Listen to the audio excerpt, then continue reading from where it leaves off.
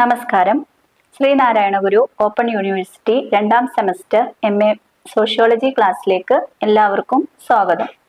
ഇന്ന് നമ്മൾ ചർച്ച ചെയ്യാൻ പോകുന്നത് സോഷ്യോളജി ഓഫ് ഡെവലപ്മെന്റ് എന്ന പേപ്പറിലെ ബ്ലോക്ക് 1 യൂണിറ്റ് 2 ഹിസ്റ്റോറിക്കൽ ആസ്പെക്ട്സ് എന്ന യൂണിറ്റ് ആണ്. ഈ ഒരു പാഠഭാഗത്ത് നമ്മൾ പറയുന്നത് ഡെവലപ്മെന്റ് എന്ന ഈ ഒരു ആശയം വികസിച്ചു വരുന്ന അതിന്റെ ചരിത്രപരമായിട്ടുള്ള സംഭവങ്ങളെ കുറിച്ചാണ്. ഡെവലപ്മെന്റ് എന്നാൽ ഉദ്ദേശിക്കുന്നത് മനുഷ്യന്റെ സാമൂഹികവും സാമ്പത്തികവും സാംസ്കാരികവുമായ എല്ലാ മേഖലകളിലുമുള്ള പ്രോഗ്രസ് ആണ് ഈ ഒരു ഡെവലപ്മെന്റ് എന്ന വാക്കുകൊണ്ട് ഉദ്ദേശിക്കുന്നത്. അടുത്ത കാലത്ത് വരെ ഇക്കണോമിക് ഗ്രോത്ത് എന്നാണ് ഈ ഒരു ഡെവലപ്മെന്റ് കൊണ്ട് ഉദ്ദേശിച്ചിരുന്നത്. നമുക്കറിയാം, ഇക്കണോമിക് ഗ്രോത്ത് എന്നതുകൊണ്ട് പൂർണ്ണമായിട്ടും ഈ ഡെവലപ്മെന്റ് നമുക്ക് ഡിഫൈൻ ചെയ്യാൻ കഴിയോ? ഇല്ല. ഇക്കണോമിക് ഡെവലപ്മെന്റ് എന്ന വാക്കുകൊണ്ട് ഇക്കണോമിക്കലി എന്ന് മാത്രം അർത്ഥമാക്കാൻ കഴിയില്ല. പകരം സോഷ്യലി, അതുപോലെ കൾച്ചറലി ഒക്കെ എല്ലാ മേഖലകളുമായിട്ട് ബന്ധപ്പെട്ടിരിക്കുന്ന ഒരു വേർഡാണ് ഡെവലപ്മെന്റ്. 1950 വരെ നമ്മുടെ നിഘണ്ടുവില് ഡെവലപ്മെന്റ് എന്നുള്ള ഒരു വാക്ക് ഇല്ലായിരുന്നു എന്ന് തന്നെ നമുക്ക് പറയാം. അതായത് 1947 ഡിസംബർ 15 ഓഗസ്റ്റ് 15 വരെ നമുക്ക് എന്താണ് സ്വാതന്ത്ര്യം ഉണ്ടായിരുന്നോ? ഇല്ല. ബ്രിട്ടീഷ് കൊളോണിയൽ ഭരണത്തിന്റെ കീഴിലായിരുന്നു അല്ലെ. അതുവരെ നമുക്ക് എന്തുണ്ട്, ഒരു സ്വതന്ത്ര ഭാരതത്തിന്റെ സ്വപ്നം കണ്ടുകൊണ്ടായിരുന്നു ഒരു ഭാരതീയൻ കഴിഞ്ഞുകൊണ്ടിരുന്നത്.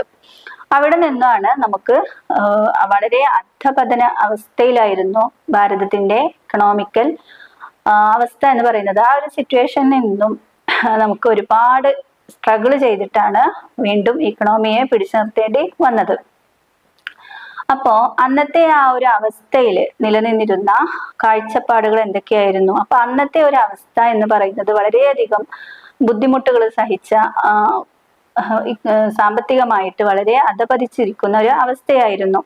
അപ്പൊ അതിൽ നിന്നെല്ലാം ഒരു മാറ്റം വേണം എന്നുള്ള ഒരു ചിന്ത വന്നു. അതുപോലെ സ്വതന്ത്ര ഭാരതം, ഒരു ഭാരതം എന്നുള്ള ഒരു കാഴ്ചപ്പാട് ജനങ്ങളിൽ എന്തുണ്ടായി? ദേശീയത ഉണർത്തുകയുണ്ടായി. അങ്ങനെയാണ് നമുക്ക് ഒരു സാമ്പത്തിക പുരോഗതി കൈവരിക്കണം എന്നുള്ള ഒരു ചിന്ത ആളുകളിൽ ഉണ്ടായി തുടങ്ങിയത്.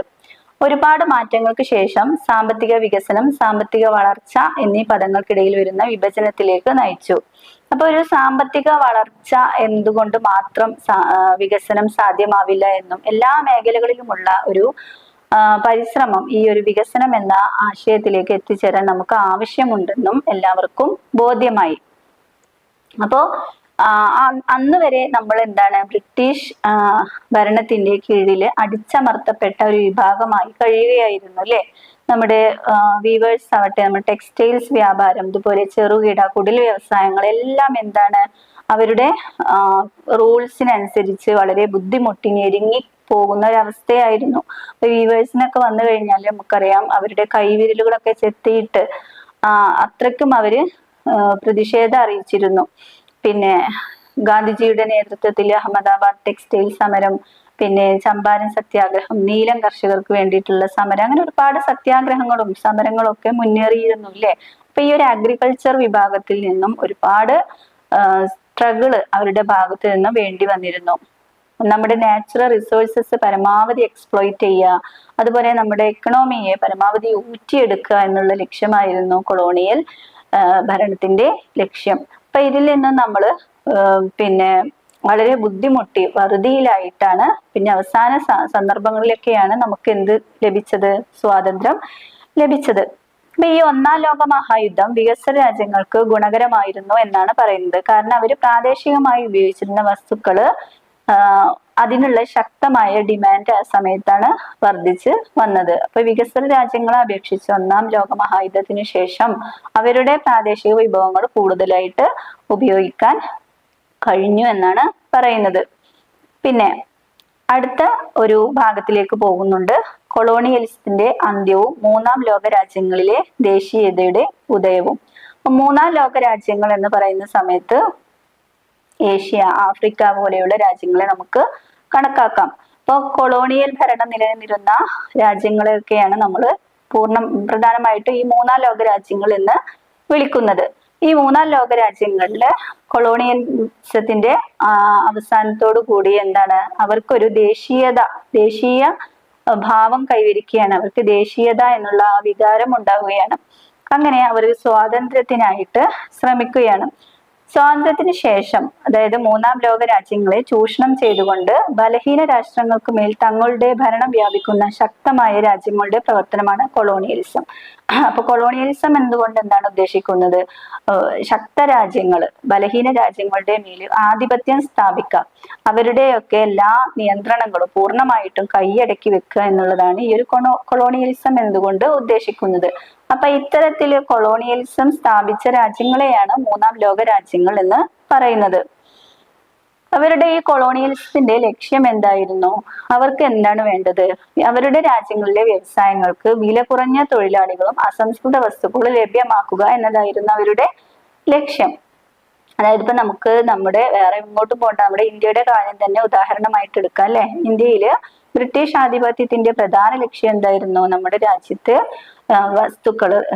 റിസോഴ്സസുകൾ പരമാവധി കൈക്കലാക്കുക. എന്നിട്ട് ഇവിടെയുള്ള ലേബേഴ്സിനെ കൊണ്ട് അവരുടെ ഒരു മാൻ പവർ പൂർണ്ണമായിട്ട് ഉപയോഗിച്ചിട്ട് അവരുടെ വ്യവസായത്തിന് എന്ത് ചെയ്യുക? നല്ല മുതൽക്കൂട്ടാക്കിയിട്ട് മാറ്റുക. ഇവിടെ നിന്നും പരുത്തി പോലുള്ള വസ്തുക്കൾ സുഗന്ധ വ്യഞ്ജനങ്ങളൊക്കെ അവരുടെ നാട്ടിലേക്ക് എന്ത് ചെയ്യും? കുറഞ്ഞ വിലക്ക് അവര് കയറ്റുമതി ചെയ്യും. എന്നിട്ട് അവിടെ നിന്നോ ഉൽപ്പാദിപ്പിക്കുന്ന വസ്തുക്കള് എന്ത് ചെയ്യും? കൂടിയ വിലക്ക് നമ്മുടെ വിപണിയിൽ വിറ്റഴിക്കുകയും ചെയ്യും. ഇത്തരത്തില് നമ്മുടെ രാജ്യത്തിനെ പരമാവധി ഊറ്റിയെടുക്കുക, റിസോഴ്സസിൻ്റെതായാലും അതുപോലെ ലേബേഴ്സിനെ ആയാലും അവര് പരമാവധി ചൂഷണം ചെയ്തുകൊണ്ട് മുന്നേറുകയായിരുന്നു. ചുരുക്കി പറഞ്ഞാല് അവര് കീഴടക്കിയ പ്രാദേശിക പ്രാദേശിക വിഭവങ്ങളെ പരമാവധി ചൂഷണം ചെയ്ത് അവിടെയുള്ള സമ്പദ് വ്യവസ്ഥയെ പൂർണ്ണമായും നശിപ്പിക്കുക എന്നതായിരുന്നു അവരുടെ ലക്ഷ്യം. ഗ്രാമീണ സമ്പദ് വ്യവസ്ഥയുടെ നട്ടെല്ലായ ടെക്സ്റ്റൈൽ വ്യവസായത്തെ ബ്രിട്ടീഷ് കൊളോണിയൽ ഭരണം തകർത്തു. അപ്പോ ഗ്രാമീണ സമ്പദ് വ്യവസ്ഥയുടെ നട്ടെല്ല് എന്നറിയപ്പെടില്ലേ ടെക്സ്റ്റൈൽസ്, ഇത് കൈത്തറി എന്നൊക്കെ അറിയപ്പെടുന്ന ആ ഒരു വിഭാഗത്തിന്റെ പൂർണ്ണമായ പതനത്തിന് കൊളോണിയൽ ഭരണം കാരണമായി എന്നാണ് പറയുന്നത്. Colonies suffered the most from economic exploitation, having labor and resources taken advantage of by colonial powers. ഇപ്പൊ നമ്മൾ പറഞ്ഞത് തന്നെയാണ്, കൊളോണിയൽ പവർ കാരണം എന്തുണ്ടായി? എക്സ്പ്ലോയിറ്റേഷന് ഒരുപാട് ലേബേഴ്സിനാവട്ടെ അതുപോലെ റിസോഴ്സസിനായ എക്സ്പ്ലോയിറ്റേഷൻ നേരിടേണ്ടി വന്നു, ഒരുപാട് ചൂഷണങ്ങൾ സഹിക്കേണ്ടി വന്നു അല്ലെ. സാമ്പത്തിക അടിമത്തത്തിന്റെ ബന്ധനങ്ങളിൽ നിന്ന് രക്ഷപ്പെടാനും സ്വന്തം വിഭവങ്ങൾ, സമ്പദ് വ്യവസ്ഥ, ദേശീയത എന്നിവയുടെ നിയന്ത്രണം വീണ്ടെടുക്കാനുമുള്ള ഒരു പൊതുവായ ദൃഢനിശ്ചയം പ്രതികരണങ്ങളായി ഉയർന്നു വന്നു. അപ്പൊ ഇത്തരത്തില് തങ്ങൾക്കെതിരെയുള്ള ഈ ഒരു ചൂഷണങ്ങള് അതിക്രമിച്ചു വരികയാണെന്ന് കണ്ടതോടുകൂടി ഇതിൽ നിന്നെല്ലാം ഒരു മോചനം വേണം, തങ്ങൾക്കും വേണം ഒരു സ്വതന്ത്രമായ നിലനിൽപ്പ്, തങ്ങൾക്കും വേണം ഒരു ഭാവി എന്നുള്ള ഒരു ദൃഢനിശ്ചയം അവർക്ക് എന്തുണ്ടായി? ദേശീയത എന്നുള്ള വികാരം രൂപപ്പെടാനും അതുവഴി അവർ സ്വാതന്ത്ര്യ സമരങ്ങളിലേക്ക് തിരിയാനും സ്വാതന്ത്ര്യം നേടിയെടുക്കാനും ഇത് കാരണമായി. രണ്ടാം ലോക മഹായുദ്ധത്തിന്റെ അവസാനത്തിൽ കൊളോണിയൽ അധികാരത്തിന് കീഴിലായിരുന്ന ബഹുഭൂരിപക്ഷം ആളുകൾക്കും സ്വാതന്ത്ര്യം നേടി. അപ്പൊ ഈ രണ്ടാം ലോക മഹായുദ്ധത്തിന് ശേഷമാണ് കൊളോണിയൽ ഭരണത്തിന്റെ കീഴിലായിരുന്ന ഒരുപാട് രാജ്യങ്ങള് എന്തായി? സ്വാതന്ത്ര്യം നേടി എന്ന് നമുക്കറിയാം. അതോടുകൂടി മൂന്നാം ലോക രാജ്യങ്ങളായിട്ട് അവര് വേറിട്ട് നിൽക്കുകയും സ്വതന്ത്രമായിട്ടുള്ള ഒരു പേര് തന്നെ അവർക്ക് ലഭിക്കുകയും ചെയ്തിട്ടുണ്ട്. സമത്വവും മനുഷ്യാവകാശവും എന്ന ആശയം പ്രചാരം നേടിയതോടെ കൊളോണിയൽ നിയന്ത്രണത്തിന്റെ സാധ്യതയെക്കുറിച്ച് അത് സംശയം ജനിപ്പിക്കുകയും ആഗോളതലത്തിൽ അപകോളനീകരണത്തിനുള്ള പിന്തുണ സമാഹരിക്കുകയും ചെയ്തു. ഇപ്പൊ ഫ്രാൻസിൽ നിന്നും സ്വാതന്ത്ര്യം, സമത്വം, സാഹോദര്യം എന്നുള്ള ആ ഒരു മുദ്രാവാക്യം ഉയർന്നു വരികയും അത് ലോകം മുഴുവനും അതെന്ത് ചെയ്തു? കൈക്കൊള്ളുകയും ചെയ്തു അല്ലെ. അതിലൂടെ ഒരു പൊതുവികാരം നേടിയെടുക്കാന് ഇത്തരത്തിലുള്ള ഈ ലോക യുദ്ധങ്ങൾക്ക് കഴിഞ്ഞിട്ടുണ്ട്. അതിനുശേഷം ഈ കോളനിവൽക്കരണം എന്നുള്ള ആശയം അതിനെതിരെ ഇവരെന്ത് ചെയ്തു? ചിന്തിക്കുകയും അത് നിലനിർത്താനുള്ള, അത് ഒഴിവാക്കാനുള്ള എല്ലാ ശ്രമങ്ങളും നടത്തുകയും ചെയ്തു. സ്വന്തം രാജ്യത്തോടുള്ള അഗാധമായ അഭിമാനബോധവും പ്രതിബദ്ധതയും ദേശീയത എന്നറിയപ്പെടുന്നു. നമുക്കറിയാം, ദേശീയത എന്ന് പറയുന്നത് എന്താണ്? ഒരു രാജ്യത്തിനോട്, സ്വന്തം ജനിച്ചു വീണ ഈ ഒരു മണ്ണിനോടുള്ള ഒരു കൂറ്, ഉത്തരവാദിത്വം, സ്നേഹം എന്നുള്ളതൊക്കെ ആ ഒരു അർത്ഥത്തിലാണ് ദേശീയത എന്നതുകൊണ്ട് ഉദ്ദേശിക്കുന്നത്. ഈ ഒരു ദേശീയത ഓരോ പൗരനിലും വളർത്തി വരികയായിരുന്നു. അത് സാഹിത്യങ്ങൾക്ക് പങ്കുണ്ട്, അതുപോലെ ഒരുപാട് നവോത്ഥാന നായകന്മാർക്ക് പങ്കുണ്ട്, അവരുടെയൊക്കെ പ്രയത്നഫലം അങ്ങനെയൊക്കെ ആയിട്ട് ഈ ദേശീയത ഒരു വലിയ വികാരമായിട്ട് വരികയായിരുന്നു. പിന്നെ തങ്ങളുടെ സ്വന്തം ഭാവിയുടെ നിയന്ത്രണം തിരിച്ചു പിടിക്കാനും തങ്ങളുടെ സ്വത്വം സ്ഥാപിക്കാനും ഇത്രയും കാലം തങ്ങൾക്ക് നിഷേധിക്കപ്പെട്ട ജനതയുടെ അഭിലാഷത്തിന്റെ ഫലപ്രദമായ ദൃഷ്ടാന്തമായി ഇത് മാറുകയായിരുന്നു. അപ്പോ ഇത്രയും കാലം ഒരു രാജ്യത്ത്, സ്വന്തം രാജ്യത്ത് ഒരു അതിഥിയെ പോലെ ജീവിക്കേണ്ടി വന്ന ഒരു അവസ്ഥയിൽ നിന്നും തങ്ങളുടെ രാജ്യമാണ് ഇതെന്ന് ഉറക്കെ വിളിച്ചു പറയാനുള്ള ഒരു ധൈര്യമാണ് ഈ ഒരു ദേശീയതയിലൂടെ ജനങ്ങൾക്ക് ലഭിച്ചത്. ഇത്തരത്തില് ഈ ഒരു ദേശീയത എല്ലാ പൗരന്മാരിലും വളർന്നു കഴിഞ്ഞതിന്റെ ഫലമായിട്ടാണ് ഒരു മാറ്റം, ലോക സമാധാനം അതുപോലെ സ്വാതന്ത്ര്യം എന്നുള്ള ആ ഒരു വീക്ഷണത്തിലേക്ക് അവരെ എത്തിച്ചേർക്കുകയും ചെയ്തു. ബ്രിട്ടീഷ് കൊളോണിയൽ ഭരണത്തിൽ നിന്നുള്ള സ്വാതന്ത്ര്യത്തിനായുള്ള ഇന്ത്യൻ പോരാട്ടത്തിൽ അഹിംസാത്മക പ്രസ്ഥാനത്തിലുള്ള മഹാത്മാഗാന്ധി സമീപനം ഫലപ്രദമായ ഉപകരണമായി വികസിച്ചിട്ടുണ്ട്. അപ്പൊ ഈ ഒരു നമുക്കറിയാം, തീവ്രവാദി കാലഘട്ടം, മിതവാദി കാലഘട്ടം, ഗാന്ധിയൻ കാലഘട്ടം എന്നിങ്ങനെ വ്യത്യസ്ത കാലഘട്ടങ്ങളിലൂടെയാണ് നമ്മുടെ ഈ ഒരു സ്വാതന്ത്ര്യ സമരം വരെയുള്ള ഈ ഒരു കാലഘട്ടത്തെ വിഭജിച്ചിട്ടുള്ളത്. അതില് ഗാന്ധിയൻ കാലഘട്ടത്തിൽ വരുന്ന സമയത്ത് ഗാന്ധിജിയുടെ അഹിംസാത്മകമായിട്ടുള്ള പ്രവർത്തനങ്ങളെ മുൻനിർത്തിയിട്ടായിരുന്നു അനുയായികള് പ്രവർത്തിച്ചിരുന്നത്. പ്രധാനമായിട്ടും എന്തായിരുന്നു? അഹിംസയെ മുൻനിർത്തിയായിരുന്നു. പിന്നെ ഭരണത്തിന് വന്നതിന് ശേഷം സർവോദയ പ്രസ്ഥാനങ്ങളൊക്കെ നിലവിൽ വന്നു. അപ്പൊ ഇത്തരത്തില് വളരെ ക്ഷമയോടുകൂടി ദീർഘവീക്ഷണത്തോടു കൂടി മുൻനിർത്തിയിട്ടുള്ള ചിന്തകളായിരുന്നു ഗാന്ധിജിയുടേത്. ഇത്തരത്തിൽ തന്നെ നമുക്ക് ഗാന്ധിജിയെ പോലെ തന്നെ 1937 ഫോഡിയയുടെ നേതൃത്വം ഘാനയ്ക്ക് സ്വാതന്ത്ര്യം നേടിക്കൊടുത്തിട്ടുണ്ട്. അതുപോലെ ഇന്തോനേഷ്യയിലെ സുക്കോർണ, വിയറ്റ്നാമിലെ ഹോച്ചിമിൻ, മറ്റു നേതാക്കളൊക്കെ ഇത്തരത്തിലുള്ള നേതാക്കളാണ്.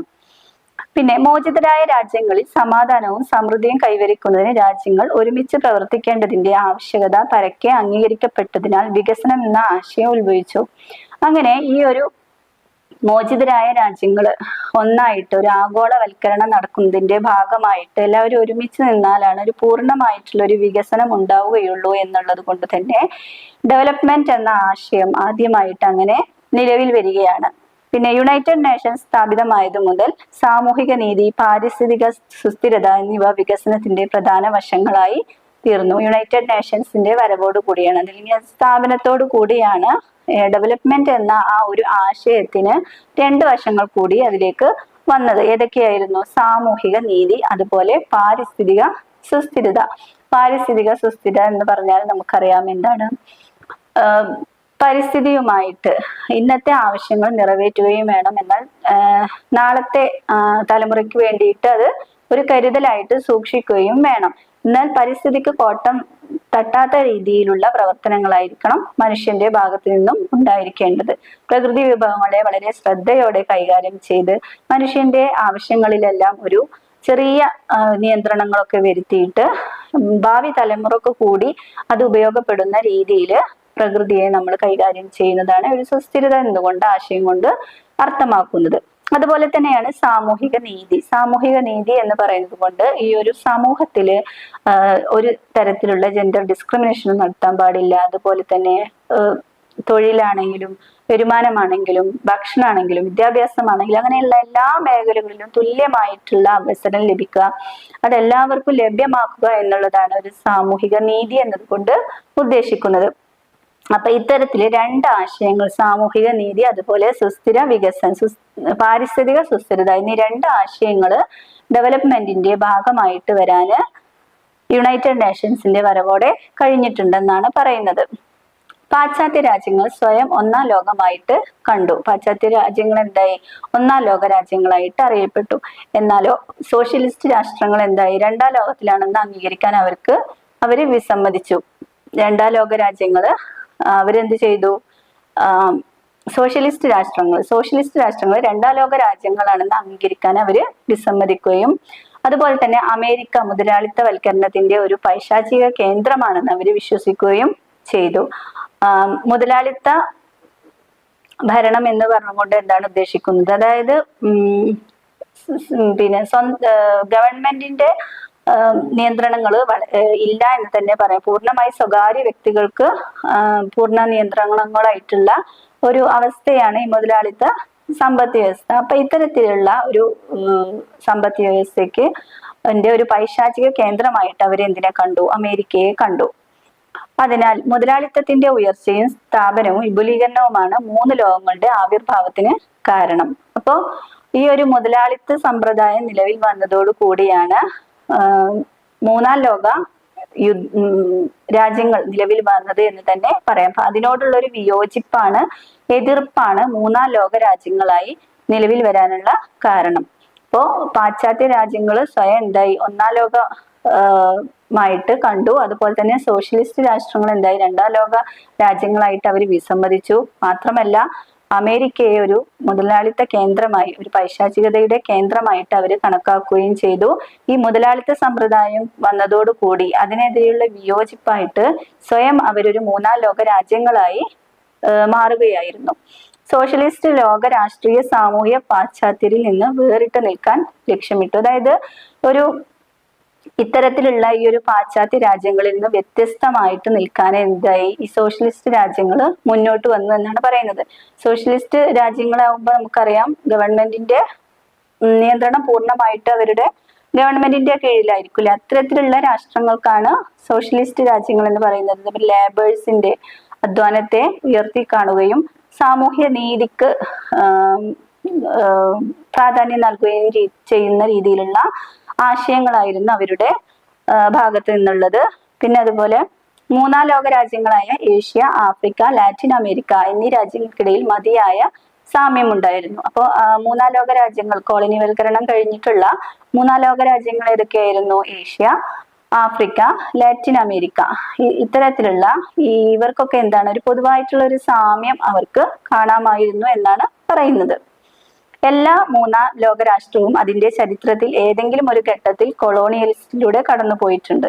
അപ്പൊ നമുക്കറിയാം കൊളോണിയലിസം കഴിഞ്ഞതിന് ശേഷമുള്ള രാഷ്ട്രങ്ങളെയാണ് ഈ മൂന്നാം ലോക രാജ്യങ്ങൾ എന്ന് പറയുന്നത്.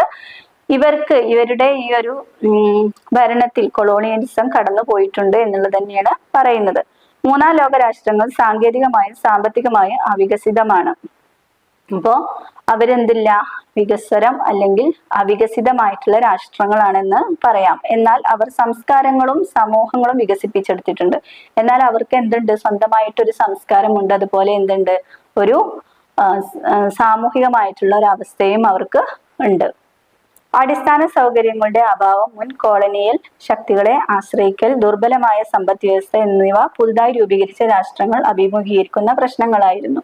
ഈ മൂന്നാം ലോക രാഷ്ട്രങ്ങൾ രൂപീകരിച്ചു കഴിഞ്ഞതിന് ശേഷം അവർക്ക് നേരിടേണ്ടി വന്ന പ്രശ്നങ്ങളെ കുറിച്ചാണ് പറയുന്നത്. അടിസ്ഥാന സൗകര്യങ്ങളുടെ അഭാവം, അതുപോലെ മുൻ കൊളോണിയൽ ശക്തികളെ ആശ്രയിക്കൽ, അവർക്ക് സ്വന്തമായിട്ടുള്ള ഒരു നിലനിൽപ്പ്, സാമ്പത്തികമായിട്ട് ഒരു സ്വന്തമായിട്ടുള്ള നിലനിൽപ്പ് നേടാൻ അവര് പ്രാപ്തരായിരുന്നില്ല. അതുപോലെ തന്നെ ദുർബലമായ സമ്പദ് വ്യവസ്ഥയായിരുന്നു. അവരുടെ സമ്പദ് വ്യവസ്ഥ വളരെ വീക്കായിരുന്നു. അപ്പോൾ അത്തരത്തിലുള്ള ഒരു അവസ്ഥയിലൂടെയൊക്കെ ആയിരുന്നു ഈ മൂന്നാം ലോക രാജ്യങ്ങൾ കടന്നുപോയിരുന്നത്. സ്വാതന്ത്ര്യത്തിലേക്കുള്ള മാറ്റത്തിന് ശേഷം രാഷ്ട്ര നിർമ്മാണത്തിന്റെ കഠിനമായ നിലപാടിൽ കാര്യമായ തടസ്സങ്ങൾ ഉണ്ടായി. വസ്തുവകകളുടെയും ഉൽപാദനോപാധികളുടെയും സ്വകാര്യ ഉടമസ്ഥത ബിസിനസ് സ്ഥാപനങ്ങളുടെ മേൽ സർക്കാരിന്റെ ഏറ്റവും കുറഞ്ഞ നിയന്ത്രണം, മത്സരത്താൽ നയിക്കപ്പെടുന്ന സ്വതന്ത്ര വിപണി എന്നിവയാണ് മുതലാളിത്ത വളർച്ച മാതൃകയുടെ മുഖമുദ്ര. അപ്പൊ നമുക്കറിയാം ഒരു മുതലാളിത്ത സമ്പദ് വ്യവസ്ഥ അല്ലെങ്കിൽ മുതലാളിത്ത മാതൃക എന്ന് പറയുന്നത് എന്താണ്? സ്വകാര്യ വ്യക്തികളുടെ നിയന്ത്രണത്തിലായിരിക്കും പൂർണ്ണമായിട്ടും അല്ലെ. അതിൽ എന്തുണ്ടാവും? പൊതു ഉടമസ്ഥത, ഈ പൊതു ഗവൺമെന്റിന്റെ സ്വാധീനം, നിയന്ത്രണം വളരെ പരിമിതമായിരിക്കും. ഈ വികസന മാതൃക ആധുനികവൽക്കരണത്തിനും സ്ഥിരമായ വികാസത്തിനും ശക്തമായ ഊന്നൽ നൽകുന്നു. ഈ വികസന മാതൃക എന്താണ്? ഒരു സുസ്ഥിരമായ വികസനത്തെ മുൻനിർത്തിക്കൊണ്ട് അതിനുള്ള ലക്ഷ്യമിട്ടുകൊണ്ടാണെങ്കിലും എങ്കിൽ കൂടി എന്തുണ്ട്? ഈ വികസനം ഒരു പൂർണ്ണമായ വിജയമാണോ എന്ന് നമുക്ക് പറയാൻ കഴിയില്ല അല്ലെ. കാരണം എന്താ? അവിടെ പാവപ്പെട്ടവനും ദരിദ്രനായ ഒരു വ്യക്തിയും തമ്മിലുള്ള എന്തുണ്ട്? ഒരു അന്തരം അവിടെ നടക്കുന്നുണ്ട്. പാവപ്പെട്ടവര് കൂടുതൽ ഫോക്കസ് ചെയ്തിട്ടുള്ള ഒരു അവസ്ഥയായിരിക്കും അതിൽ കാണാൻ കഴിയുക. അപ്പൊ അത്തരത്തില് ഒരു പൂർണ്ണ വിജയമാണെന്ന് നമുക്ക് പറയാൻ കഴിയില്ല. അപ്പൊ നമുക്ക് എന്ത് ചെയ്തു? നമ്മുടെ സോഷ്യലിസ്റ്റും അതുപോലെ മുതലാളിത്ത സമ്പദ് വ്യവസ്ഥയും തിരഞ്ഞെടുക്കാതെ നമ്മൾ എന്ത് ചെയ്തു? മിശ്ര സമ്പദ് വ്യവസ്ഥയാണ് ഇന്ത്യ തിരഞ്ഞെടുത്തത് അല്ലെ. രണ്ടാം ലോക രാജ്യങ്ങൾ മുതലാളിത്ത വികസന മാതൃകകളെ എതിർക്കുന്നവയാണ്. അവരെന്ത് ചെയ്തു? മുതലാളിത്തത്തെ അടിസ്ഥാനമാക്കിയുള്ള ആ സമ്പദ് വ്യവസ്ഥയെ, വികസന മാതൃകകളെയൊക്കെ ചോദ്യം ചെയ്യുകയാണ് ഉണ്ടായത്. ഉൽപാദനോപാധികളുടെ സംസ്ഥാന ഉടമസ്ഥത, സർക്കാർ ഉടമസ്ഥതയിലുള്ള പൊതു സംരംഭങ്ങൾ, സമ്പദ് വ്യവസ്ഥയുടെ സംസ്ഥാന നിയന്ത്രണം, സാമ്പത്തിക വളർച്ചയ്ക്കുള്ള കേന്ദ്രീകൃത സംസ്ഥാന ആസൂത്രണം എന്നിവ ഇത് പ്രോത്സാഹിപ്പിച്ചു. ഈ സോഷ്യലിസ്റ്റ് മാതൃക എന്ന് പറയുന്നത് എന്താണ്? പൊതു ഉടമസ്ഥതയിലായിരിക്കണം കാര്യങ്ങളെല്ലാം പോവേണ്ടത്. അത് അവരുടെ വ്യക്തികളുടെ അവകാശം, വ്യക്തിയുടെ മേൽക്കോയ്മ, അതിനൊക്കെ ഒരു എതിർക്കുന്ന രീതിയിലായിരുന്നു സോഷ്യലിസ്റ്റ് ആശയങ്ങൾ. അവരെന്ത് ചെയ്തു? മുതലാളിത്ത വ്യവസ്ഥയെ, മുതലാളിത്ത മാതൃകയെ ചോദ്യം ചെയ്യുന്നവരായിരുന്നു. ഏഷ്യ, ആഫ്രിക്ക, ലാറ്റിൻ അമേരിക്ക തുടങ്ങിയ ചേരിചേരാ രാഷ്ട്രങ്ങൾ സ്വതന്ത്രരാകുമ്പോൾ വ്യാവസായികമായി പിന്നോക്കമായിരുന്നു. നമുക്കറിയാം, ഒരു കൊളോണിയൽ ഭരണത്തിന് ശേഷം എന്താണ്, വളരെ അധപതനമായിട്ടുള്ള ഒരു അധപതന അവസ്ഥയിലായിരുന്നു ഇത്തരത്തിലുള്ള രാജ്യങ്ങളെല്ലാം. ഈ പശ്ചാത്തലത്തിൽ വിവിധ വികസന സമീപനങ്ങൾ ഈ രാജ്യങ്ങൾ പരീക്ഷിച്ചു കൊണ്ടിരിക്കുകയാണ്. ഉദാഹരണത്തിന്, മുതലാളിത്ത സോഷ്യലിസ്റ്റ് മാതൃകൾക്കിടയിലുള്ള വികസന പാതയിൽ ഇന്ത്യ തീരുമാനിച്ചു. നമ്മൾ നേരത്തെ പറഞ്ഞു തന്നെയാണ്, ഇന്ത്യ എന്ത് ചെയ്തു? ഒരു മുതലാളിത്ത സമ്പദ് വ്യവസ്ഥയാണോ അല്ലെങ്കിൽ മുതലാളിത്ത മാതൃകയാണോ തെരഞ്ഞെടുത്തത്? അല്ല. സോഷ്യലിസ്റ്റ് മാതൃകയാണോ തെരഞ്ഞെടുത്തത്? അല്ല. അതെന്താണ്? മിക്സ്ഡ് ഇക്കണോമി, മിക്സ്ഡ് സമ്പദ് വ്യവസ്ഥ അല്ലെങ്കിൽ മിക്സ്ഡ് മാതൃകയാണ് ഇവിടെ തെരഞ്ഞെടുത്തത്. മിശ്ര വ്യവസ്ഥയാണ് അല്ലെ. ഇത്തരത്തില് ഈ മൂന്നാം ലോക രാജ്യങ്ങള് തെരഞ്ഞെടുത്തത്. പിന്നെ അടുത്തത്, ദാരിദ്ര്യം ഈ രാജ്യങ്ങളുടെ നിർവചിക്കുന്ന സ്വഭാവമായി തുടരുന്നുണ്ട്. ഈ ദാരിദ്ര്യം എന്ന് പറയുന്നത് എന്താണ്? ഇത്തരത്തിലുള്ള ഈ രാജ്യങ്ങളുടെ ഒരു മുഖമുദ്രയായിട്ട് ഇപ്പോഴും തുടരുന്നുണ്ട്. അതിപ്പോ ഒരു കൊളോണിയൽ ഭരണത്തിന് ശേഷമാണ് ഈ ഒരു ദാരിദ്ര്യം എന്ന ഒരു അവസ്ഥ വന്നത്. ഓക്കെ, എങ്കിലും അതൊരു തുടർന്നു പോരുന്നത് അതുകൊണ്ട് തന്നെയാണ് എന്ന് നമുക്കതിൽ ഉറപ്പ് പറയാൻ കഴിയില്ല അല്ലെ. പലതരത്തിലുള്ള പ്രോഗ്രസ് ആക്ടിവിറ്റീസ് നമ്മുടെ ഭാഗത്തുനിന്ന് ഉണ്ടായിട്ട് അതിനെ ഓവർകം ചെയ്യേണ്ടതുണ്ട്. The widespread nature of poverty has resulted in the borrowing and help phenomena. അപ്പൊ ഇത്തരത്തിലുള്ള ഈ ഒരു പോവർട്ടി, ഈ ഒരു ദാരിദ്ര്യപൂർണമായിട്ടുള്ള ഒരു അവസ്ഥ ഉണ്ടായത് കൊണ്ട് തന്നെ ധാരാളമായി കടം വാങ്ങേണ്ട ഒരു അവസ്ഥയും ഇത്തരത്തിലുള്ള രാഷ്ട്രങ്ങൾക്ക് ഉണ്ടായിട്ടുണ്ട്. അപ്പൊ അത്തരത്തിലുള്ള ഒരു പ്രതിഭാസം, ഈ കടം വാങ്ങുക എന്നുള്ള ഒരു പ്രതിഭാസം അവിടെ നിലനിന്നിരുന്നു. Third world nations frequently have strict lending requirements embedded in their economy. This explains why third world nations now frequently use the terms privatization and deregulation as slogans. അപ്പൊ എന്താ പറയുന്നത്? ഇത്തരത്തിലുള്ള ഈ ഒരു ആവശ്യങ്ങള്, ഈ ഒരു അവരുടെ ഈ പ്രാരാബ്ദങ്ങൾ അവരെ എപ്പോഴും എന്തിലേക്ക് നയിച്ചിരുന്നു? കടം വാങ്ങിക്കുക, കടങ്ങൾ വാങ്ങിക്കുക എന്നുള്ള ഒരു അവസ്ഥയിലേക്ക് അവരെ നയിച്ചിരുന്നു. ഇതെന്താ? ഇവര് സ്ട്രിക്റ്റ് ആയിട്ട് ലെൻഡിങ് റിക്വയർമെന്റ്സ് ഇക്കണോമിയിൽ അവർക്ക് വന്നു കഴിഞ്ഞു. അപ്പോൾ അവരുടെ ആ കടങ്ങൾ വാങ്ങിക്കുക എന്നുള്ളതിന് ലിമിറ്റേഷൻസ് വന്നതോടുകൂടി ഇത്തരത്തിൽ എങ്ങനെയാണ് ഈ പ്രൈവറ്റൈസേഷൻ അതുപോലെ ഡീറെഗുലേഷൻ എന്നുള്ള ഒരവസ്ഥയിലേക്ക് അവർ എത്തിച്ചേർന്നത് എന്നാണ് അവരെ ഇതിൽ കൂടെ മനസ്സിലാക്കാൻ കഴിയുന്നത് എന്നാണ് പറയുന്നത്. അതായത് മൂന്നാം ലോക രാജ്യങ്ങള് ദാരിദ്ര്യമായി വളരെ അവസ്ഥയിൽ പരിതാപകരമായിരുന്നു. ആ ഒരു സമയത്ത് അവർക്ക് കടം വാങ്ങിക്കുന്ന ഒരവസ്ഥ വന്നു. അപ്പൊ ഈ ഒരു കടം വാങ്ങിക്കുന്നതിൽ നിന്നും അവരെ ലിമിറ്റ് ചെയ്തുകൊണ്ടുള്ള നയങ്ങളും കൊണ്ടുവന്നു. അപ്പൊ അതുകൊണ്ട് തന്നെ അവർക്ക് എന്തുണ്ട്? അവരുടെ സമ്പദ് വ്യവസ്ഥ അത്തരത്തിലുള്ള ഒരു മുന്നോട്ട് പോകുന്നതിന് പറ്റിയ ഒരവസ്ഥയിലായിരുന്നില്ല. അപ്പൊ അവരെന്ത് ചെയ്തു? പ്രൈവറ്റൈസേഷന് കൂടുതൽ പ്രാധാന്യം നൽകി. പ്രൈവറ്റൈസേഷൻ എന്നാണ് പറഞ്ഞത് സ്വകാര്യ വ്യക്തികൾക്ക് സംരംഭങ്ങൾ തുടങ്ങാനും അവരുടെ ഉടമസ്ഥതയിലുള്ള വ്യവസ്ഥകളൊക്കെ ആയിരുന്നു അതിലൂടെ നടന്നിരുന്നത്. അപ്പൊ സമ്പദ് വ്യവസ്ഥയിൽ സ്വകാര്യവൽക്കരണത്തിന് കൂടുതൽ പ്രാധാന്യം നൽകുകയല്ലാതെ ഇത്തരം രാഷ്ട്രങ്ങൾക്ക് വേറെ ഗതി ഇല്ലായിരുന്നു. കാരണം അത്തരത്തിലുള്ള സംരംഭങ്ങൾ കൂടുതലായി വന്നു കഴിഞ്ഞാൽ മാത്രമാണ് അവർക്ക് പിടിച്ചു നിൽക്കാൻ കഴിയുകയുള്ളൂ എന്ന് മനസ്സിലാക്കി. അപ്പൊ ഇങ്ങനെയാണ് ഇവര് പ്രൈവറ്റൈസേഷനിലേക്ക് വന്നത് എന്നാണ് പറയുന്നത്. അപ്പൊ ഈ ഒരു പാഠഭാഗത്ത് നമ്മൾ പറയുന്നത് ഡെവലപ്മെന്റ് എന്ന ഈ ഒരു ആശയത്തിന്റെ ഹിസ്റ്റോറിക്കൽ വശങ്ങളെ കുറിച്ചാണ് ചർച്ച ചെയ്തത്. ഈ ഒരു പാഠഭാഗം മനസ്സിലായിട്ടുണ്ടാവും എന്ന് വിചാരിക്കുന്നു. അടുത്ത ക്ലാസ്സിൽ കാണാം. Thank you.